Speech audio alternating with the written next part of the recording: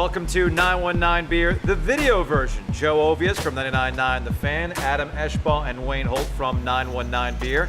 And we're at Big Boss today because it is officially fall. Now, I know you've seen pumpkin beers on the shelf, probably dating back to July, but this is about the time of the year where you actually want to drink things like pumpkin beer. And obviously we have Octoberfest that comes around, and that's when you get into the Märzens style German beers. I did that right. You did it. The Märzens. You did it right. You did Not it correctly. Märzens. Yeah.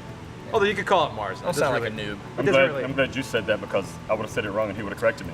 It's weird that we're past peak pumpkin when it's fall. Why? Shelf space. It's that simple. You got to get it out there first so it sells. And we also know this, October 31st rolls around. After that, nobody drinks a pumpkin beer. I don't know why, but they don't. Well, since we're talking about pumpkin beer, we're at Big Boss. They do Harvest Time. It's been on the market for a long time, and to me, it's one of the better pumpkin beers on the market. But what we're having right now is a little special. It's a barrel-aged Harvest Time. What's the difference with this one? I think it's a little bit more complex. I think I enjoy it. You know, Joe and I, if it says bourbon barrel, we're going to end up drinking it. So pretty much. Yeah, it's tasty. It's really very, tasty. It's a little tasty. smoother. You get some of the other notes from the bourbon and the oak, and it's just really enjoyable for not so warm days like we're talking about. We're with Alan Mason, who is the Triangle sales rep here for Big Boss. So one of the things you guys have done differently this year is you've introduced a new beer to your lineup, right? Autumn? Yep. Can you tell us a little bit about that one and what's different? So a few months ago, Chatham County Line, the bluegrass group that's based out of Raleigh, actually contacted us wanting to do a beer with it. We brewed a 4.5% amber ale, a lot of flavor, so much flavor at the low alcohol, so it's one that you can just sit around the campfire and enjoy. So they released it at the same time as the album release. You guys do an event here called Octoberfests. Yep. We had the largest cask ale event in the Southeast. We had 46 casks last year. We hope to hit 50 this year.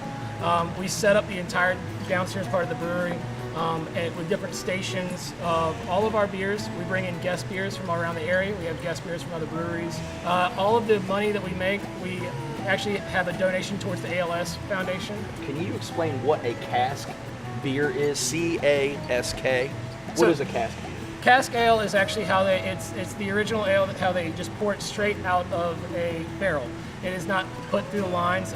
It's actually fermented in that cask. It is poured either through a cask engine, which is a hand pump engine, or we actually gravity pour it, where you just take and see the nice pictures of the sledgehammer on the end of it, and we pour it straight with gravity to the bottom of the keg. So once again, this event is October 6th. Yep. Thursday, October 6th. Yep. It starts at 5 o'clock, and it is always a huge event. All right, so we have a variety of pumpkin beers in front of us right now, which I'm actually going to start taking, if that's okay. Well, that's what you do. Is that cool? Just don't get this one. There are pumpkin that are straight up pumpkin. Mm-hmm. And then there's the ones that are overly, I guess you could call them overly spiced. What is the difference between the two? I don't really care for the spices. The pumpkin's fine, except for this particular one from Wicked Weed. The Chibalba, it's got pumpkin, cocoa nibs, and then it's got some heat. Yeah. So the spice lends heat, not so much of that spicy flavor like you get in a lot of the pumpkin beers. And this, to me, for a pumpkin beer, this is my go-to. You're going to get a variety, especially around the Triangle, of people who use more pumpkin as opposed to spice. Crank Arm does a great one called Pump Track Porter, and that's mainly pumpkin. Yes. There's like no spice in that. It's not pumpkin pie. It's not pumpkin. It's not pumpkin pie, and that usually ends up being one of the complaints about pumpkin beer, but there is a variety of them.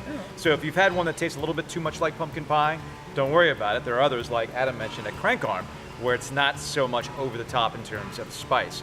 But try them. That's the whole point. Go out, find the ones that you like, and without that trial, man, you're never gonna learn.